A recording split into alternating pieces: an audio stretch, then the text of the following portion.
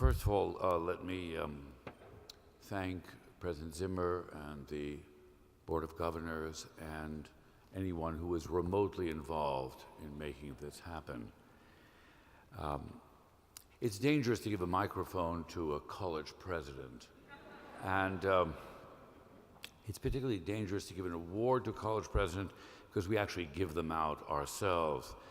So you're on both sides of it, and one can get very cynical, but I want to say that I'm deeply grateful to the university, and I want to particularly congratulate all the other award winners.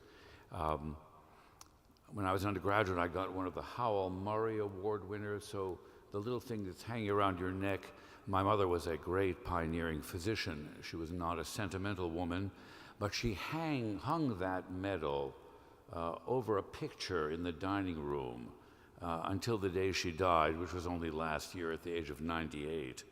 And my children wanted to know what it was. I'd completely forgotten about it. It had sort of blended into the woodwork. So it has some utility. It will remind your mother, all your mothers, that you exist and that you're worthy.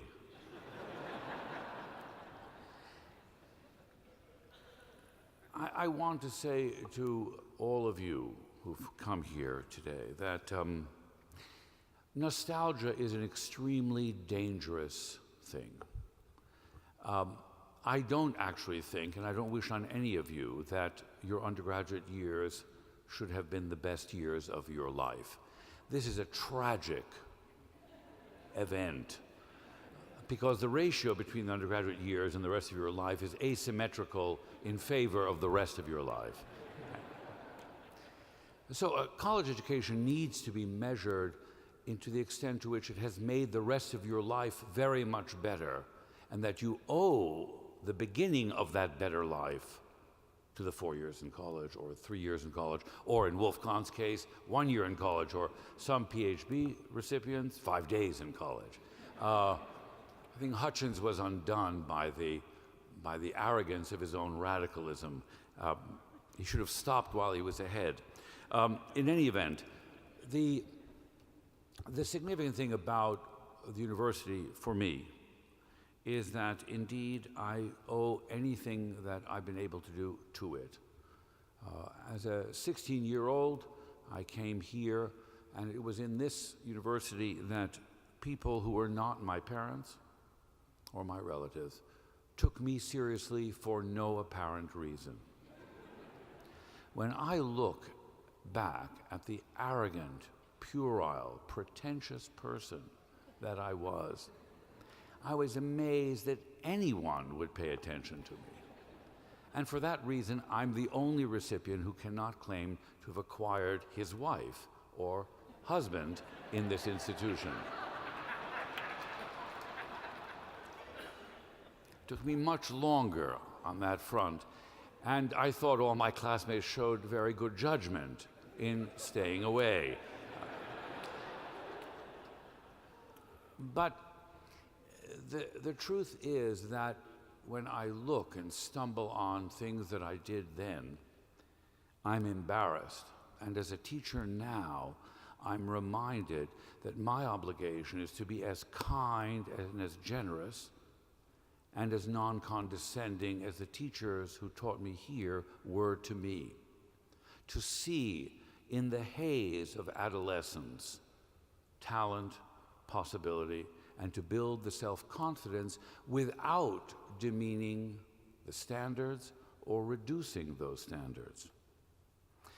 My debt of gratitude is therefore to the teachers, and they include Wilhelm Christian Machauer, Gerhard Meyer, Howard Brown, the great musicologist, Hannah Gray, who never taught me, but somehow helped me out to find teachers who would help me, to Colin Slim, to Richard Wernick, to Leonard Meyer, members of the music department here in those days, which was in a little building just down the street. I owe a debt of gratitude to Ed Levy, whose wry attitude to me taught me a great deal and, in fact, inspired me to wear a bow tie. As I said, nostalgia is an extremely dangerous business because it's the prism by which we don't like what is today and imagine what it was better. I was an immigrant child, and we were not subject to nostalgia. I'm always suspicious. The grand old days. Well, for those of us who survived and fled fascism in Europe, somehow looking at the 1920s with nostalgic sort of euphoria was misplaced. And when I look at films, especially of the 18th century, and people identify themselves with the hero and heroine, I realize that if I had been alive then, I wouldn't even be close to what was being filmed. That is to say, non-existent. So nostalgia is a dangerous way to operate in the current world. But Vladimir Nabokov, the great writer, understood very well that we live with varying levels of time. And walking around this university for the first time in many years, those multiple levels of time interact. There are three that I want to talk about just briefly. One is what you see now, then what you remember, and then what you remembered then, what the past must have been like. I remember as a 16 and 17-year-old wandering around the campus and thinking, who were the people that had preceded me? Who were the people whose plaques or portraits, the forbidding portraits in Hutchinson Commons, some plaque with a bas-relief of a man named Ryerson, the names on the buildings, who were they? Why did this thing look in this neo-Gothic sort of monstrous architecture? Whose idea was it? And for what purpose? And that midway, and this chapel with its hand-driven carillon. So the curiosity about a past that you could only imagine as you walked around. So let me say the first. The university has never looked more beautiful. And I think President Zimmer and his predecessors should be given an enormous debt of gratitude, particularly President Levy, and in rescuing the university as a physical place. The facilities are better.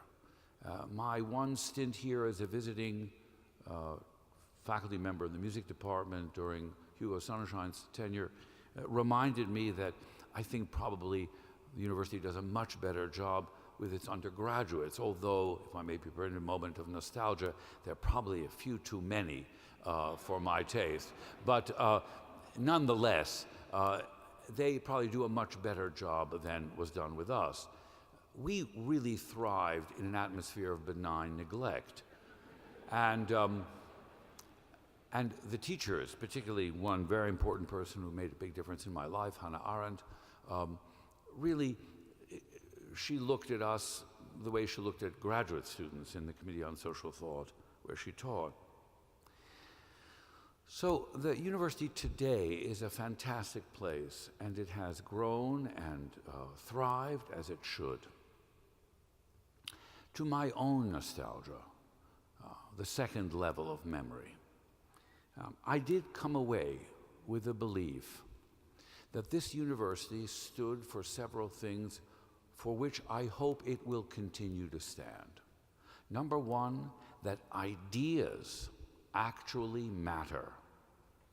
And the ideas are not only practical ones. One of the students said the last time he was in Rockefeller Chapel was to see Bill Gates. I think John D. Rockefeller would have been troubled.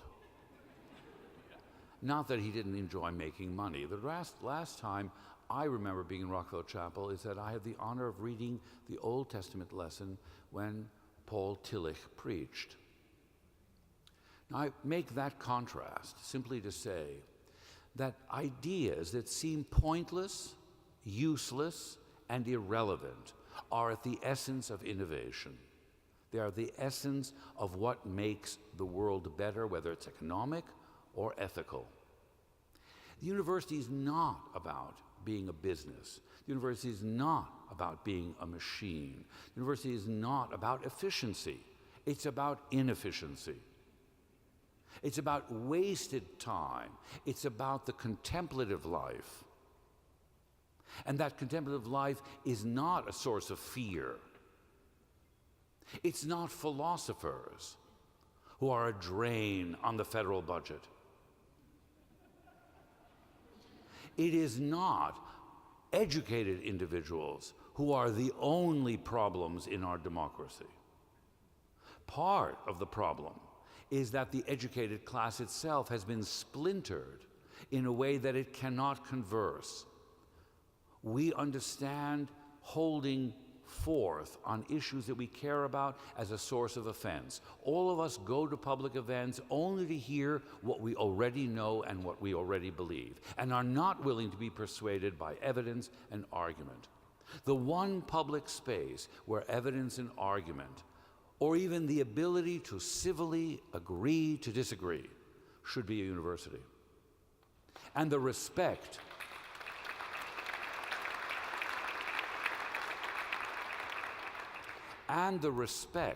for the possibility that we do not fully understand what makes something work. The political culture we live in today is completely broken. And it is inversely, in a way, the result of a prediction we would have made that it would be otherwise. More people are out there who've gone to university and college than ever before, and yet the political conversation is least productive. It was better off when the opportunity to go to school was not as widespread. That's ironic. Shouldn't be that way. So the notion that ideas matter, that things that are irrelevant, impractical, useless, are to be prized. Scholarship about little details of things that have no value will not help cure cancer, will not unlock the functioning of a cell, but will actually understand just beauty for its own wonderment. The real love of scholarship that is only to understand what yet is not known, not in order to get something done. The overwhelming pressure of professional schools, business, law, and medicine to crush the tradition of inquiry and research for its own sake. Not for its own sake, for the enjoyment of the recognition of the human imagination. For that reason, I'm delighted to see that the university, much more than in my day, has taken a step forward in the arts. Because if there's anything that is great because it's useless, it is the arts. Except for those who trade and buy contemporary and historic painting as a form of investment, but I set those to the side. I'm in the performing arts, which has completely thrown out money. I am proud that an orchestral concert by the Chicago Symphony costs $300,000 just for an evening's entertainment, because it permits Chicago to have musicians who live next door with a living wage, who practice their life and contribute with their children and as neighbors into a world where not everybody is only interested in one thing, and that is money.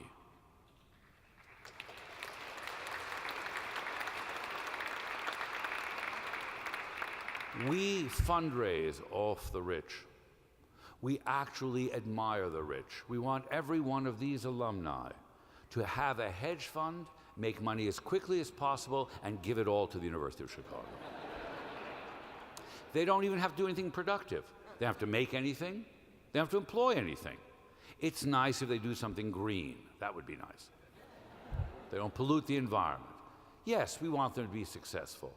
But we want them to be like John D. Rockefeller, whose inscription in this chapel makes the point about this being the tallest building because religion should dominate the university complex.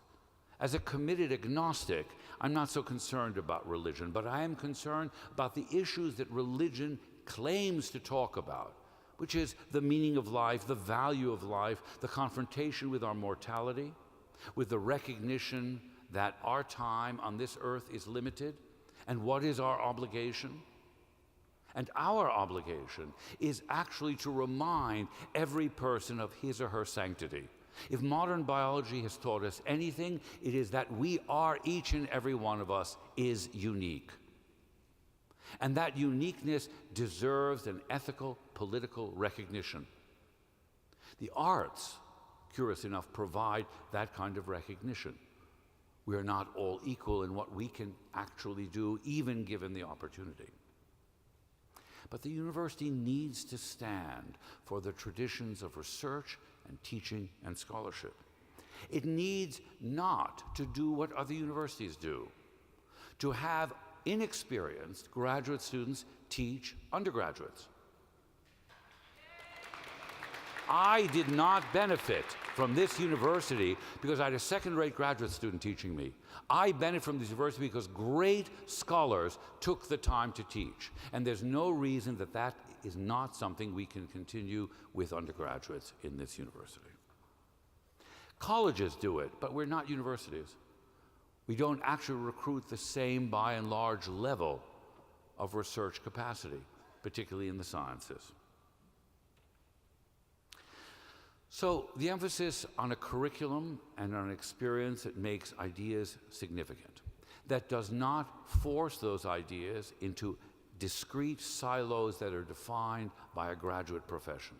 So whether it's sociology or social work, one may be practical, or in President Zimmer's field in mathematics, whether it's theoretical mathematics or applied mathematics or engineering, those things go together. Problem solving and intellectual inquiry go together. No idea is irrelevant, whether it's Plato or Aristotle or a contemporary philosopher. I think the University of Chicago should take pride in the sense that it was different. When I came here, I was struck in that third level of memory by this was a university that was truly American. As a European Jewish immigrant, I came to Chicago and I lost my New York provincialism. I didn't understand the second city. I didn't know what the joke was. As far as I'm concerned, there was nothing more provincial than Manhattan, where, thank God, I didn't live. We came off the boat to the Bronx. The idea of the conceit of New York, which I actually drank that particular Kool-Aid until I landed here. And I actually, like that New Yorker cartoon, discovered that America's a much bigger place. And that the real America may actually be the Midwest, not New York. That this was built by proud, arrogant men who made money in an old-fashioned industrial expansion. This university is, I'm off on Monday for a 3-week tour of China, conducting China, my first trip. And I think what I'm going to see in all that building in China is what made the university, from the Columbia Exposition to all the buildings here, all the rich industrialists who put their money, like John D. Rockefeller, they made the money, but they realized money was not the important thing. When they went in front of God, it wasn't how large their checkbook was. In my religious tradition, we're told that you cannot be buried with your money. So there's no reason not to do something constructive with it. They understood when John D. Rockefeller gave all that money to William Rainey Harper, he understood he was giving money to a person who was superior to himself, not inferior. Think about how we treat our priests, pastors, and rabbis today. The people we really honor. We sit and listen to hedge fund owners tell us how inner city schools should be fixed. It's an unthinkable arrogance and entirely misplaced. I admire the mayor of the city of New York. I admire him, and I'm grateful for the opportunity he gave us to build 2 public high schools in New York, which are early colleges in sort of the Hutchins style, but done better than he did. But what's interesting is that I don't agree with him that just because he was a successful businessman means that he can actually govern properly.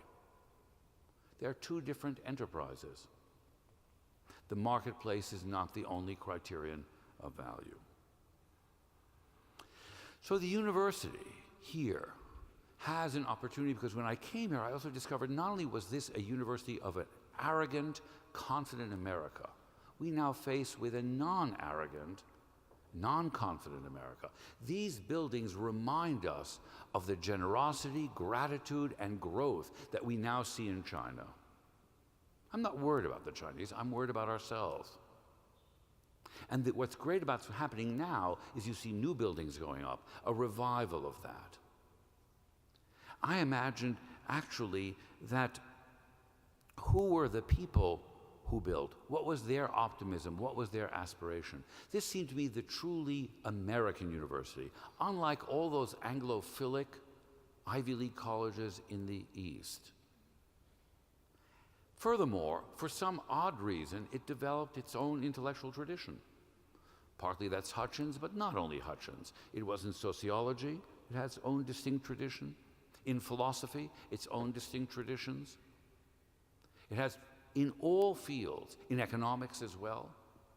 So the university has a long tradition and capacity to make itself different, not to normalize itself, not to imitate either the institutions on the East Coast or the West Coast.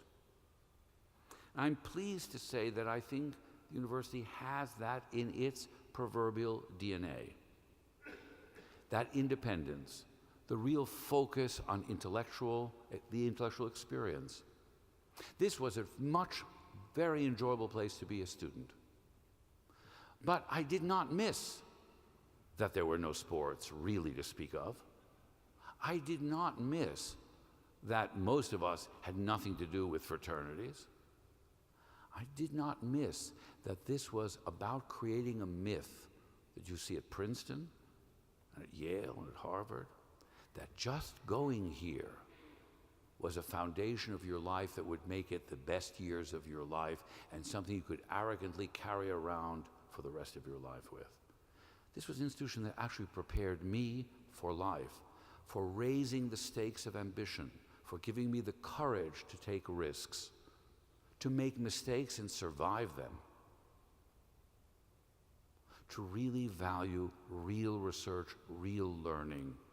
In this day and age of the internet, the real love of detail is really something that may, in fact, be at risk. Finally, the big change that I would hope the university embraces is to bridge the gap which has never been fully bridged in any major university, and that's between the sciences and the humanities and the arts. We unfortunately today graduate so many of our undergraduates with a very good general education. We hear about Plato, and all Chicago grads talk about all the great books and so forth and so on, but they were scientifically illiterate and mathematically illiterate. And how do we solve the problem of getting all those young undergraduates who may not have graduated in a quantitative field to really understand what is science, what science can do, and what it might be able not to do? We face in our democracy more and more issues whose resolution will depend on being able to have an intelligent conversation about things that have an evidentiary and a reasoning and a probabilistic and a statistical base. And if we can't understand them, we can live in the fiction that we now live in of political ideologies and not actually address the issues that face us in a constructive and collective way. So I would hope in its focus on general education, which this university has pioneered along with Columbia, it would retain the ambition to innovate and to expand, to go against the grain, and to continue to be a real beacon for research and teaching, particularly giving young undergraduates a sense that they can do something to give them more respect and confidence than they deserve in order to inspire them to live a life that has genuine meaning and that ultimately redeems the unfortunate but inevitable fact of our own mortality. I'm deeply grateful to the University of Chicago. It changed my life, and I am forever grateful for that fact. Thank you very much.